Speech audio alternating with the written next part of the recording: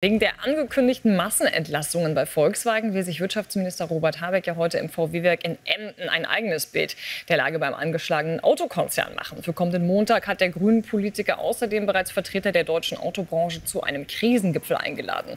Berichte, dass Europas größter Autobauer bis zu 30.000 Jobs streichen will, wurden bisher in Wolfsburg nicht bestätigt. Die Rede ist aber von einer Finanzlücke von 5 Milliarden Euro, die bei VW gestopft werden müsse. Auch die Investitionen bei Volkswagen sollen mittelfristig um rund 20 Milliarden Euro gekürzt werden.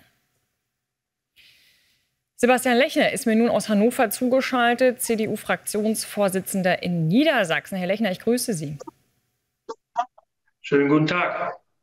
Nun war ja Wirtschaftsminister Robert Habeck beim VW-Werk in Emden, hat dort steuerliche Anreize für E-Autos als Dienstwagen ins Gespräch gemacht. Das würde man planen und würde darüber hinaus schauen an der Bundesregierung, was noch gehen würde. Wie schätzen Sie denn die Bemühungen von Bundeswirtschaftsminister Robert Habeck ein? Also ich halte sie im Moment noch für vorgeschoben, weil es der gleiche Wirtschaftsminister war, der die die Förderung für Elektroautos gerade im letzten Jahr eingestellt hat und damit auch dem Weg in die Elektromobilität einen großen Bärendienst erwiesen hat. Und insofern fordern wir jetzt von der Bundesregierung vor allen Dingen mal eine verlässliche Strategie. Eine Strategie, auf die sich auch die Automobilhersteller verlassen können und die auch über Jahre hinweg verlässlich durchgehalten wird. Aber was glauben Sie, hat man das unterschätzt, welche Auswirkungen die sehr kurzfristige Streichung der E-Auto-Prämie hatte?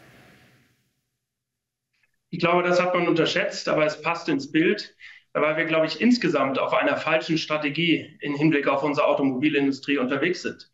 Wenn man mit Experten spricht, wenn man das beurteilen lässt, dann weiß jeder, dass wir die Ziele, die die Bundesregierung vorgegeben hat, mit 15 Millionen Elektroautos 2030, mit 1 Million Ladepunkte, heute schon nicht mehr erreichen werden. So brauchen wir mehr Vernunft und mehr Pragmatismus und wir müssen uns das auch selbst eingestehen. Wenn es nach uns geht, wird auch das Verbrennerverbot 2035 nicht mehr haltbar sein. Und wir brauchen eine Strategie, die technologieoffener ist, die auch synthetische Kraftstoffe mit integriert, Biokraftstoffe und Ähnliches. Und darauf will sich die Bundesregierung bisher nicht einlassen, sondern sie hält zwanghaft an ihrem Weg fest. Und den beschreitet sie noch dazu ziemlich unzuverlässig. Aber ist ein Teil der Misere nicht auch, dass man bei VW ein bisschen zu lange auch gelacht hat über die E-Auto-Mobilität, über Tesla, dass man den Anschluss verschlafen hat? Denn das ist ja der Kern des Problems, warum in China da kaum noch was verkauft wird, weil wir einfach bei Volkswagen kein günstiges E-Auto-Modell haben. Also wir haben sicherlich insgesamt in Deutschland, was die Technologieführerschaft im Elektroautobereich angeht, ziemlich viel Boden verloren. Allerdings ist VW jetzt mit viel Kraft in China unterwegs. Das ist ja auch der Grund, warum die Mittel und auch die Finanzmittel jetzt in China bleiben sollen, um dort auch die Investitionen zu unterstützen. Und deswegen muss die Kernmarke VW jetzt auch auf eigenen Füßen die Mittel erwirtschaften, die sie braucht, um in die Elektromobilität in Europa und Deutschland zu investieren.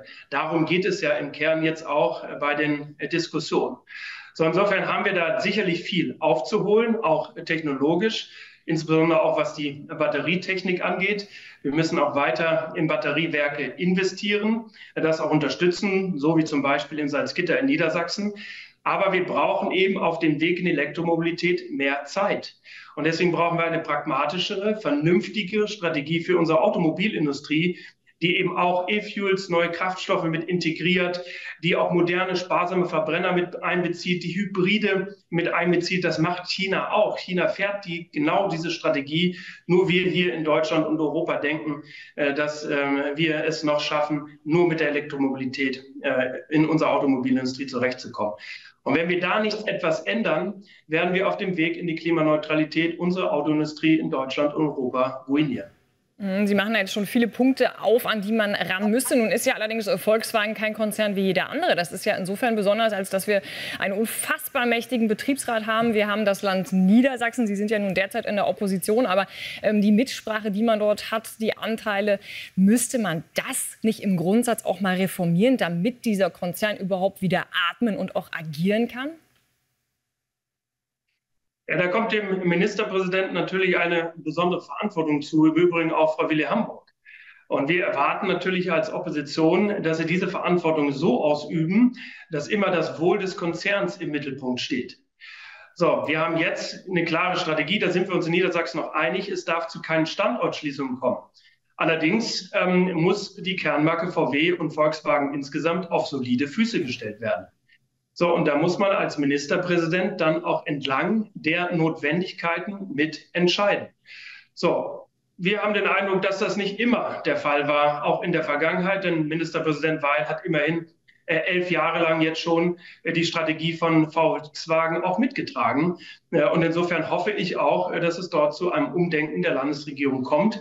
Denn ansonsten haben Sie recht, wird eine solche Staatsbeteiligung auch zu einem Bärendienst für einen so großen Automobildienstleister. Aber ich höre, daran würden Sie jetzt erstmal nichts ändern. Und Herr Lechner, danke fürs Gespräch. Gerne.